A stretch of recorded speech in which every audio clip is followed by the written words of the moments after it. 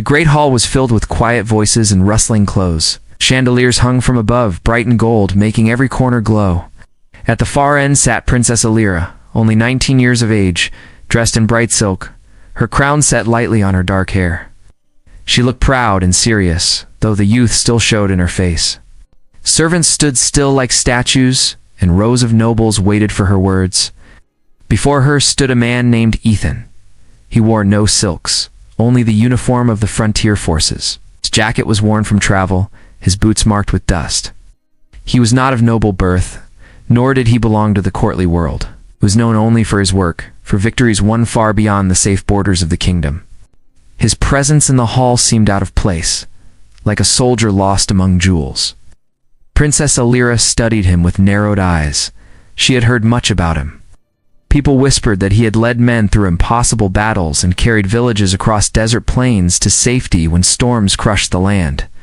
Yet standing here before her, he did not kneel, and he did not speak unless spoken to. His silence made her uneasy, and pride swelled in her chest. With a small movement of her hand, she dismissed the silence. She lifted her chin and said in a strong voice, "You are only a wanderer, a man who lives by ship and by chance. You do not hold the blood of kings. Why then should I, a daughter of the crown, place trust in you?" The words were louder than she meant them to be. A murmur ran through the nobles around her. The insult was sharp, carrying not just doubt but open dismissal. Ethan's face showed no change. He did not look angry. He did not answer back with pride of his own. He stood quietly, as though considering whether her words even deserved a reply. Then, without a word, he turned. His boots struck the polished floor. Each step carried him away from the throne, away from the nobles, away from the princess who had just cast him aside. The hall fell into absolute silence, broken only by the sound of those steps.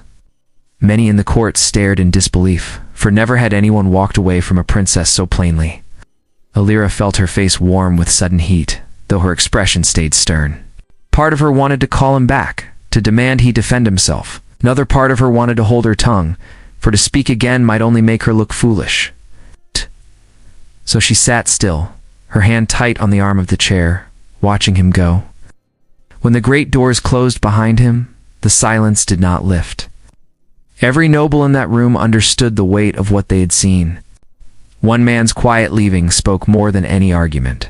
And the princess, though proud and strong, felt the first seed of unease grow in her heart. The great hall remained unsettled even after Ethan had left. The courtiers whispered, moving their fans and clearing their throats. But their eyes often drifted to Princess Alira. She sat stiff on her seat, her pride holding her still, though a restless weight pressed against her chest. She had spoken sharply, but she had not expected him to leave in such a way. Few men dared to walk away in silence, and none had ever turned their back on her before. Nice. That night she found little peace. She lay awake in her chamber, staring at the carved ceiling with its painted stars. The words she had spoken kept returning to her mind. "You are only a wanderer. You do not hold the blood of kings." The more she thought about it, the more the memory stung. It was not the insult itself that troubled her, but the way he had responded. He had not defended himself, not bowed, not tried to prove her wrong. He had simply walked away as if her judgment meant nothing. That struck her with a weight she could not forget. Days passed while the court tried to carry on with its routine. But news came with each sunrise, messages carried from outposts and far colonies. There were reports of fires on the borders and of enemies closing in with greater force. Town leaders begged for help. Villagers asked for defenders. Queen held councils with her commanders, but worry showed more clearly on her face every day. It did not take long before the queen spoke to her youngest daughter in private. Queen Alexandra was a woman of calm strength. She had spent years leading her people with patience, and her voice was steady even now. Standing tall in her royal chamber, she said to Alira, "You may believe your pride makes you strong.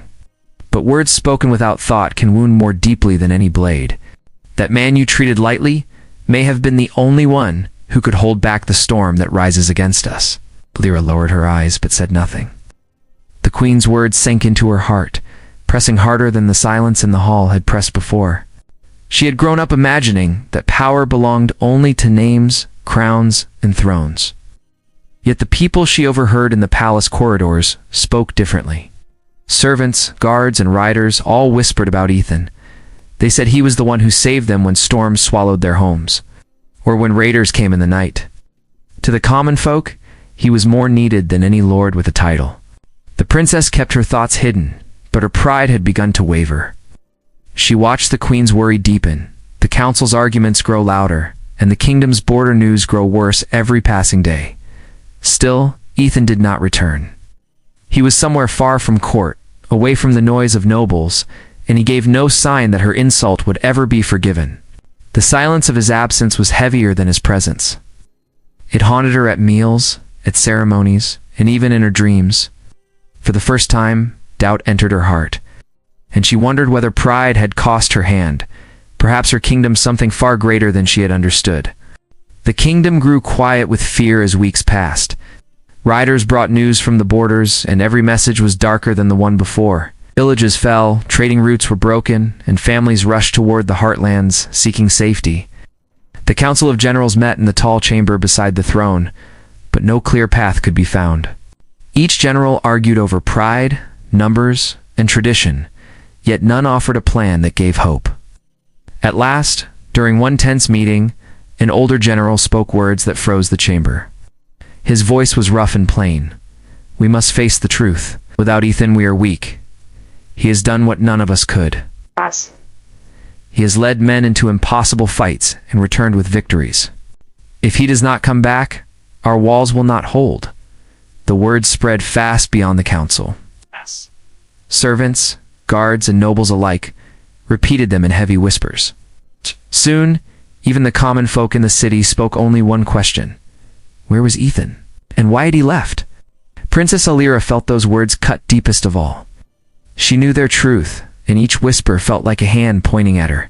She had been the reason he walked away. She remembered his still face, his steady silence, and the strength in every step as he left the hall. That memory troubled her more than any threat from distant borders. One evening, as torches burned low in the corridors, Alira stood at a tall window overlooking the city. Lanterns dotted the streets below where families gathered what food and water they could. The sight shook her, for she saw fear written in every shadow. She also saw how much trust the people still had in the name of the man she had driven away. Her pride fought against her heart, but it no longer won. Her hands clenched at the window frame as she thought, again and again, of her mother's words. If Ethan remained gone, many lives could be lost. The shame of her insult seemed less important than the fate of all who looked to the crown for protection. The next morning she went to her mother. Queen Alexandra sat in her chamber, quiet and firm, reading the latest reports. Alira spoke without hesitation. "Mother, I will find him. I will go beyond the city, cross the reaches, and bring him back. I cannot sit here while fear spreads. I will ask him with honest words, for the sake of the kingdom, not for myself." The queen lifted her eyes and studied her daughter for a long, silent moment. At last she nodded. "This is the first wise choice you have made since the insult. If you choose this path, it will not be easy. You must leave behind the comfort of the court and walk the same ground as the people who follow him." Lyra accepted those words without argument. That night she packed simple clothes and boots, not garments of silk. She carried no crown, only the weight of her decision. By dawn, she stood ready with 2 loyal companions at the palace gate. The city was still in dim morning light, and fear hung over the streets, but hope stirred faintly in her chest. That she would not wait for another to act. She would go herself. The road outside the palace was long and harsh. Princess Alira left her fine clothes sealed in the royal chambers and wore a plain cloak like any traveler. 2 companions rode with her, both sworn guards, but they treated her not as a princess, only as a leader on the journey. She asked them not to bow, not to speak of her title. She wanted no barrier between herself and the world she hoped to understand. Days turned into weeks. The roads carried them across tired villages, burned farms, and fields left empty after raids. The people they met did not speak with joy. They spoke in hushed voices, and always the same name returned to their lips. Ethan. They told stories of him like a man from a legend, yet he was real to them. An old farmer told Alira how Ethan had once ridden into a flood to carry 3 children out, holding them in his arms while water rose around him. A mother with thin, tired arms recalled how he had given his own food to her family when soldiers turned them away. A baker told them he had seen Ethan fight off raiders with nothing but a staff, standing between a village gate and a dozen men until help arrived. Each story weighed deeper on her heart. She realized how empty her childish words in the throne room had been. She had measured him by title and birth, while the people measured him by the lives he saved and the courage he gave. For the first time in her life, she began to see beyond the walls of the court and the pride of a crown. One night, under the wide stars, Elira sat by a fire and whispered to her guards, "I thought power was only what I was born into. Now I see. It is what one chooses to do." Neither of them answered, but both nodded quietly. The silence was enough. At last, the search brought them to the ruins of an observatory high on a lonely hill. Broken stone columns stood against the sky, and roofs had fallen, leaving open skeletons of halls long forgotten. There, among the stones, they saw a man at work. His jacket was worn, his boots patched, his hair flecked with dust. But there was no doubt it was Ethan. He was mending an old telescope with his strong hands, as if gathering patience from every bolt and screw. He looked not at the riders, only at the sky through the frame of the tool, until Elira stepped forward. He turned at last, his face unreadable. He did not kneel, nor bow, nor greet with joy. The silence was sharp, but Elira did not shrink. She bowed low, trembling with her own humility. "I spoke without wisdom. I judged what I did not understand. I cannot undo my insult, but I came to ask not for myself, but for my kingdom. Will you return? Will you help us fight what comes?" Ethan's eyes rested on her, calm and steady. He asked, "Why should I?" For a moment, she was speechless. Yet in that quiet, she knew this was the true test. Not of pride, but of honesty. She lifted her head and answered with plain truth. "Because I see now that strength has nothing to do with crowns. Walking away proved your honor, but coming back would prove something far greater, would save us all." Ethan stood quiet for a long moment, looking at the young woman who had once belittled him in front of a hall of nobles. Her crown was gone, her robes were plain, and her voice carried no pride now, only honesty. He saw in her not the same girl who had mocked him, but someone who had learned more in weeks than many learn in years. At last he set down the broken tool in his hand and said, "You have changed." Elira felt her chest loosen with relief, though his words were steady and plain. She lowered her head once more. "I do not ask for forgiveness. I only ask for help. My people need you more than my pride ever did." Ethan studied her and then turned his eyes toward the heavens. His voice, when it came, sounded like iron and calm water at once.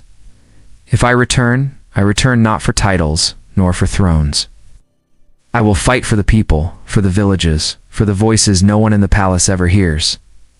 Elira nodded quickly. "Yes, fight for them. They're your people as much as mine." So Ethan agreed, and together they rode back toward the troubled heart of the kingdom. Days later, the city stirred when word spread that the wanderer had returned. Soldiers straightened their shoulders, families lifted their eyes.